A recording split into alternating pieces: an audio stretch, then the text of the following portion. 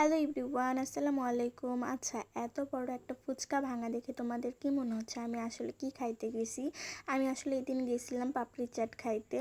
তো যাওয়ার পরে হচ্ছে ফুচকা ভেঙে এর মধ্যে ভর্তি করে ভর্তা দিল, তারপরে এর উপরে ছোট নিমকিগুলা দিল, তারপরে এর মধ্যে কিশমিশ, একে একে কাজু, অনেক ভরে ভরে কাজু বাদাম দিল, তোমরা তো দেখতেই পাচ্ছ। তারপরে মেইন যেটা, দই।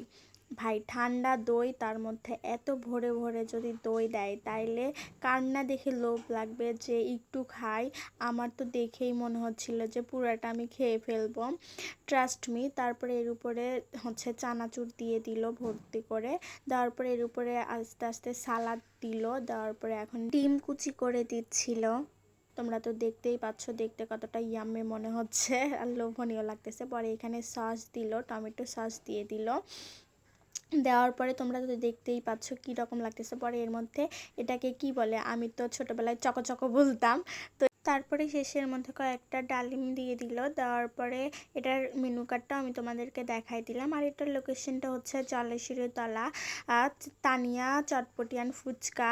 তো এই যে এখন হচ্ছে টেস্ট করার পালা, যে আসলে দেখতে যতটা লোভনীয়, খেতে আসলে কেমন, এটাই আমি এখন তোমাদের সাথে শেয়ার করব। তো চলো বেশি দেরি না করে শুরু করা যাক রিভিউটা। তো প্রথমে আমি এখানে চকোটা খাইতেছিলাম। এটা আমি ছোটোবেলায় অনেক খাইছি ভাই, 1 টাকা করে ছিল, তখন থেকে খাইছি আমি, আমার কাছে অনেক বেশি ভালো লাগতো।